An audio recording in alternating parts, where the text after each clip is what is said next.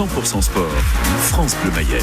100% sport le vendredi, c'est 100% Stade Lavallois. Ce soir, on vous propose un nouveau match des Bleus, chanceux que nous sommes. Bonsoir Gilles Damingui. Bonsoir Cédric, bonsoir à tous. Alors, le match des Bleus, c'est donc demain soir le Stade Lavallois qui se déplace en Corse pour affronter le Sporting Club de Bastia. On prend la direction de l'île de Beauté. Est-ce qu'il fait plus beau qu'en Mayenne ? On va poser la question à Alexandre Ugolini qui est avec nous. Bonsoir Alexandre. Bonsoir à tous. Il fait un peu gris, mais ça va. Je pense qu'il fait un peu plus chaud. Il fait plus beau en Mayenne. Ici en Mayenne. Déjà un point d'avance pour nous. Ça c'est parfait. Effectivement. Bonsoir Alexandre. Vous êtes l'un des commentateurs de France Bleu Fréquente Samora. Merci d'être avec nous. Alors messieurs, après un week-end de pause, ça fait du bien à tout le monde. La Ligue 2 qui reprend ses droits après les matchs de l'équipe de France. Bastia, Alexandre qui est 6e. Invaincu pour l'instant à domicile. Laval qui se porte très bien. On va en parler avec Gilda. Mais parole à notre invité. Alexandre, tout va bien pour Bastia. Les Mayennais qui arrivent, qui sont peut-être déjà arrivés. Non, ils partent demain matin. Ils partent demain. Donc ils arrivent demain. Est-ce qu'on craint cette équipe ? Est-ce que Bastia est confiant, Alexandre ? Alors, confiant, oui, parce que c'est à domicile, comme vous l'avez dit. Ils sont invaincus à domicile, donc c'est quand même déjà un point d'avance pour nous sur ce point-là. Et pour savoir, pour prendre cette rencontre comme il le faut, justement, Brouard, tout à l'heure en conférence, nous a dit, nous les journalistes, que justement il n'y avait pas de match facile et qu'il fallait faire attention à cette équipe de Laval qui nous a gagné quand même 2 fois l'année dernière. Mais cette année, quand même, on sent que Bastia peut faire quelque chose, surtout que ça pêchait un peu sur le point défensif.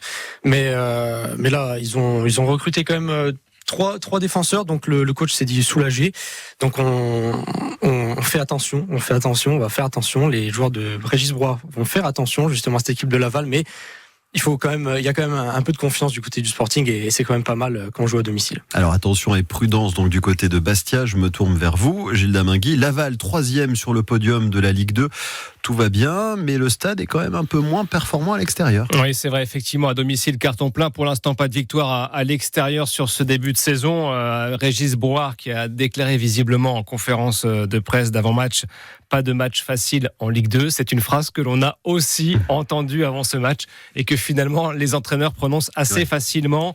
Parce que c'est un championnat qui effectivement est assez homogène, même si à Bordeaux, même si à Saint-Etienne, on voit bien que ce sont des équipes qui ne sont pas actuellement en tête de ce championnat et que la règle selon laquelle tout le monde peut battre tout le monde est un peu vraie. C'est vrai que l'année dernière, on va en reparler forcément, mais Bastia avait été surpris, ou en tout cas Laval avait créé la surprise en s'imposant sur la pelouse de Bastia dès la première journée. Alors, effectivement, c'est un Stade Lavallois qui a pris les 3 points. Ça paraît un petit peu loin, ce match contre Caen il y a 15 jours.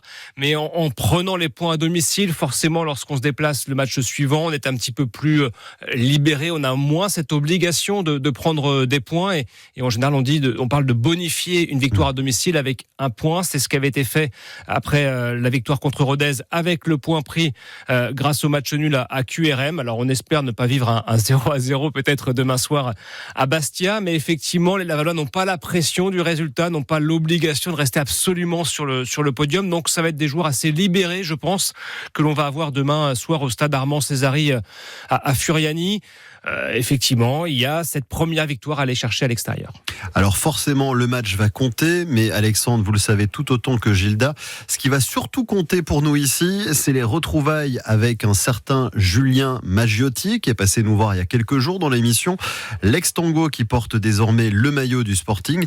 Alexandre, que pensent les observateurs ? Est-ce qu'on en parle autant, par exemple, ici en Mayenne, qu'on en parle peut-être en terre corse du côté de Bastia ? Brouard, on lui a posé la question cet après-midi et justement, lui il ne croit pas justement à ce genre de choses. Pour lui, justement, c'est les copains, c'est à l'extérieur du match, pas pendant la compétition. Justement, il faut rester concentré pendant le match. Il n'y a pas de copains. Il a répété à plusieurs reprises. Ça va peut-être faire bizarre, peut-être. Il avait loupé le penalty, on se rappelle le match d'avant à domicile. La saison passée, ouais. La saison passée, donc. On sait pas, je sais pas comment se sent Julien Maggiotti par rapport pour retrouver son ancienne équipe de Laval. Donc il faudra voir.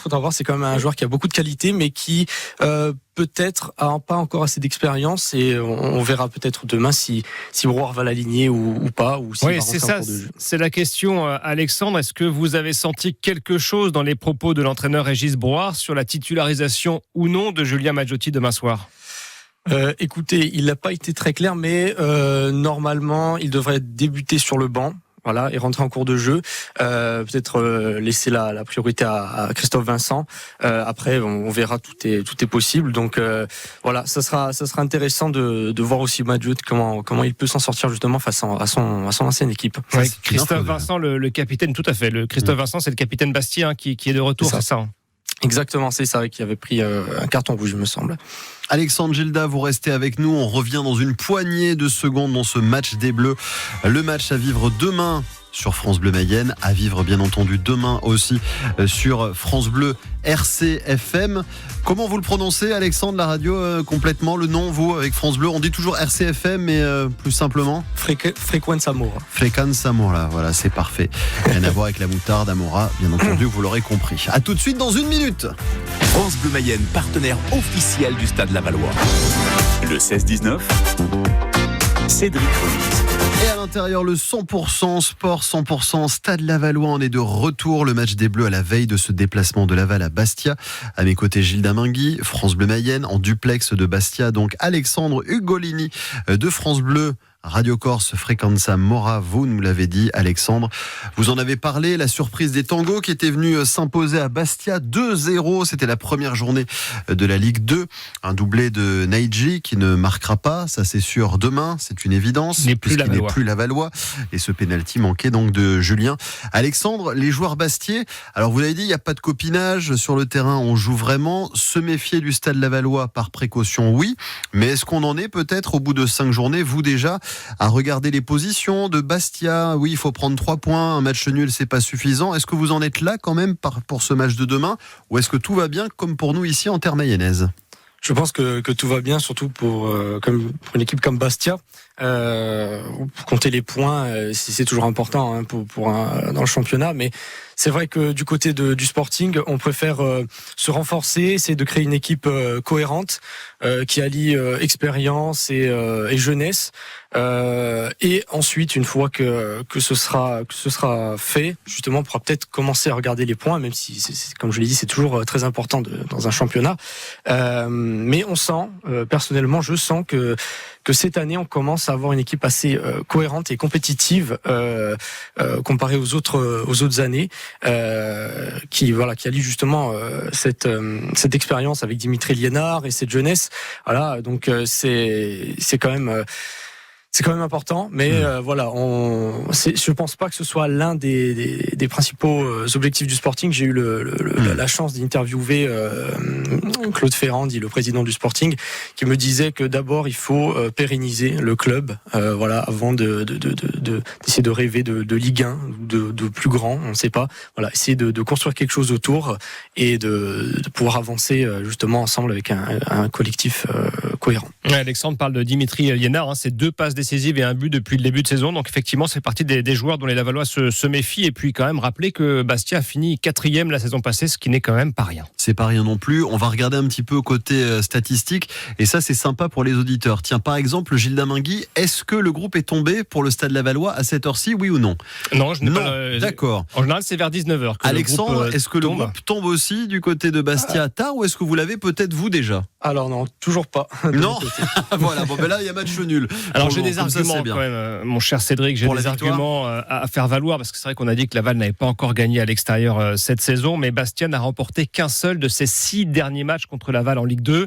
Ça veut dire quand même que les Lavallois ont des statistiques favorables. La seule victoire de Bastia sur les 6 derniers matchs était en mars 2012. Ça paraît quand même très loin. Ouais. Sinon il y avait eu un match nul et puis 4 victoires pour Laval.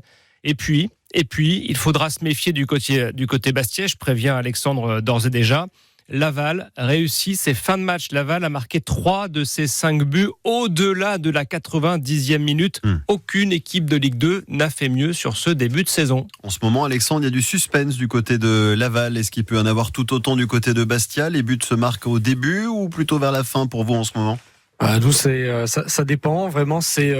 je trouve qu'en ce moment, il faut un peu de temps pour que le Sporting se réveille. Il faut, comme on l'a vu contre 3, on a pris 2 et puis après ça a commencé à enchaîner. Donc ça peut être dangereux à tous les moments du match, j'ai envie de vous dire. On peut marquer très rapidement comme à la fin. Donc oui, d'un côté, il faudra aussi de l'autre côté se méfier de Laval, comme vous l'avez dit, qui marque souvent à la toute fin du match. Souvent, c'est là où physiquement c'est compliqué. Donc il va falloir rester concentré jusqu'à la fin. Et du côté du Sporting, voilà, on a plein d'atouts. Et bon, pour vous dire si pour l'instant si on marque plus tôt dans le match ou pas, c'est pour l'instant très aléatoire. De mon point de vue. Dernière question, quelques secondes, Alexandre. Ce qui nous avait marqué, nous, la saison passée, Gilda, vous étiez sur place là-bas, c'est les supporters aussi. L'ambiance en Corse, c'est toujours Martin très Cotta spécial. C'était Martin, mais effectivement, il y a le contexte corse. Non, c'est compliqué. Ce qui nous avait marqué, et on y repense maintenant, c'est l'état de la pelouse. Alors, quel est l'état de la pelouse, Alexandre? On parlerait des supporters après aussi, alors si vous voulez, mais la pelouse est comment? La pelouse, c'est compliqué aussi. C'est très compliqué aussi. Il faut savoir que même au niveau du terrain d'entraînement, c'est en train d'être fait. Au niveau de la pelouse, je parle, bien sûr. Donc là, ils ont trouvé des alternatives pour s'entraîner, bien sûr. Voilà, ce qui n'altère pas leurs entraînements. Mais voilà, après, pour revenir sur le côté des supporters, on en attend 10 000 demain. Donc c'est un atout très très important. Voilà, ça va être très chaud. C'est un atout très très important pour le Sporting parce que c'est celui qui pousse, le 12e homme qui pousse justement le club à être invaincu pour l'instant à domicile, quoi. Donc c'est pas négligeable. Ah bah super, merci messieurs. Soirée foot demain soir sur France Bleu Fréquenza, Mora et sur France Bleu Mayenne, France Water et toute l'équipe à partir de 18h45 ici sur France Bleu Mayenne. Alexandre, bon match et que la fête soit belle. Merci à vous aussi, bon match. Gilda, bon match aussi. Merci Cédric. Vous partez avec les joueurs demain? Pas du tout. Pas du tout. C'est bien, c'est une info aussi.